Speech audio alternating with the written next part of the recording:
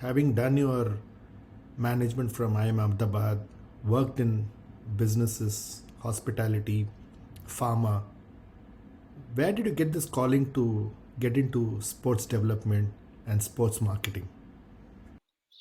Swami, I think it all began because I'm a complete sports nut. Probably it's easy to count the sports that I don't follow. You know, Otherwise, like from your Formula One to NBA to rugby to football to golf, like cricket, tennis, I follow everything. So in the sense, I always was fascinated by this athletes, their performance, because in my opinion, actually the athletes are real heroes. Unlike your, let's say, heroes like films or elsewhere. These guys are the real, because they're performing live in front of you. And you can see their, I think, the performance live, and there's no rehearsal for them. They don't get 10 takes to do one take thing. So it was always, I think, I was fascinated by their performance, and how excited I was as a fan.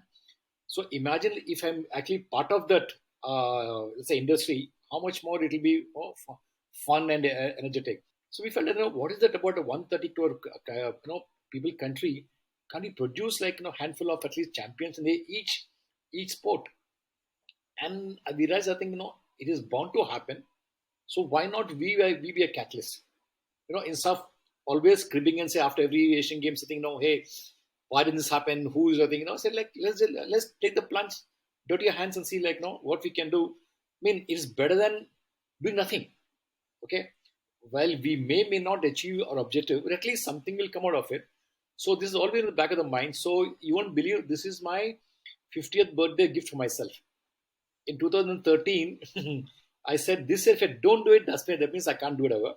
Either do it now or never. So I remember speaking to my wife, and if we both are, we are Buddhist practitioners. So any major decision we take in life, we always chant first.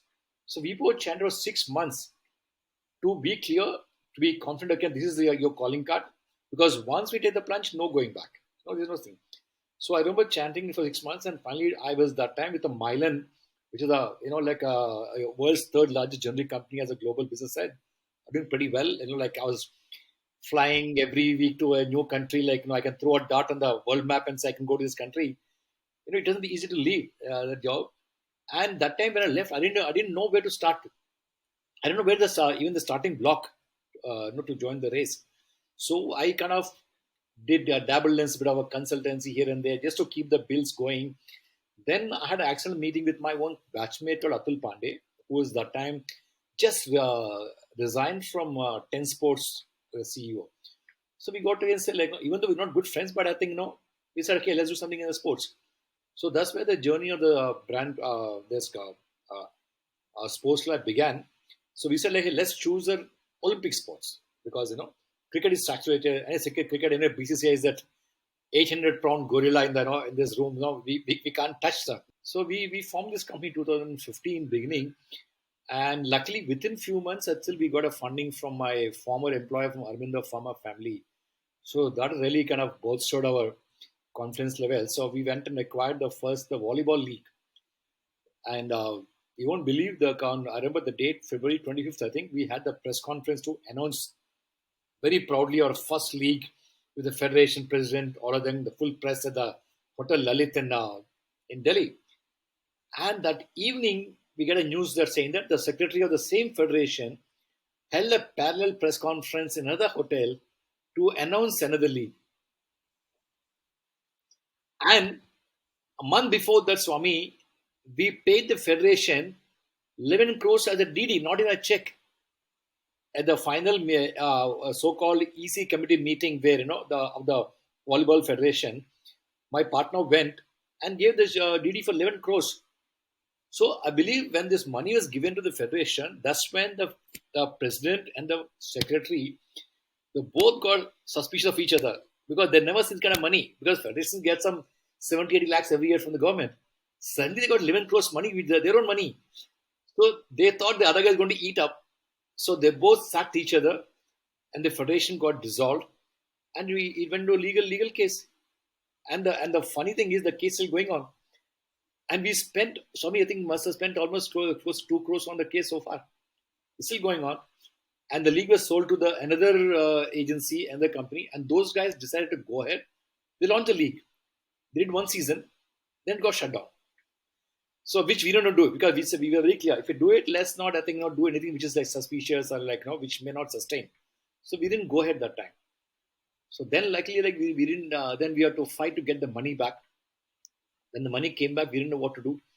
Then luckily like we looked around and we found the PBL is like as being by the time it had been launched by the federation themselves. And we found they found very painful to do it themselves. So we met the president and said, hey, why don't you give it to us? You need professional guys to run. So luckily agreed. I remember 2016 September, I think 18 or 19, we signed the agreement with BI, and that's how the journey began. But like I said, that my this is my like a sequel. My first was like 2009 1998. I think you're aware of the Sterling Resorts, and Sterling Resort was a great stint for all of us. We learned a lot of things, did some amazing stuff. I was chosen as a marketing sales head. I was there.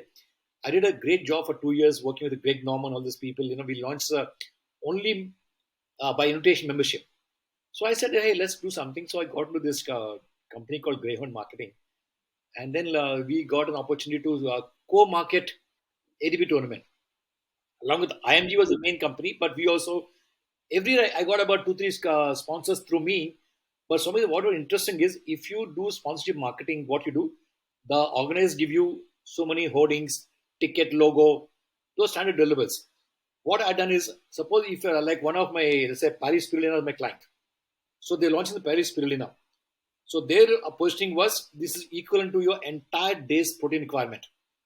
So otherwise, if you have to eat some 1.5 kilos of green leaves, all the stuff. But this is one tablet give them. So what did I like? We actually brought them as a sponsor for this thing, and we did a promotion for entire 1 week to promote to show how this capsule can take care of your thing. So we had I remember a small contest where we put a 1.5 2 kilos of vegetables and green leaves in one bag and a tablet as well. We asked people, can you eat all this in 5 minutes time? Nobody could eat, but we told, but this is what you're supposed to eat every day. What do you do? Then we said, hey, there's an easier way to eat. Then we get tablet. Said, can you take this now? Yes, this tablet can be taken in 10 seconds. So let this know for each brand, we actually got something tangible out of the tournament instead of just getting the hoardings, logo here, meet and greet, all the stuff. We even launched the DTH, like in 2000 at the tournament. But unfortunately, like after 5 years, I think I had to wind up, and because Singapore Tourism Board came on board as my partner. Unfortunately, within 1 year, they actually walked out. So the bug was always there in the sport. So 2015 turned to be a right moment to get in, and I also got right.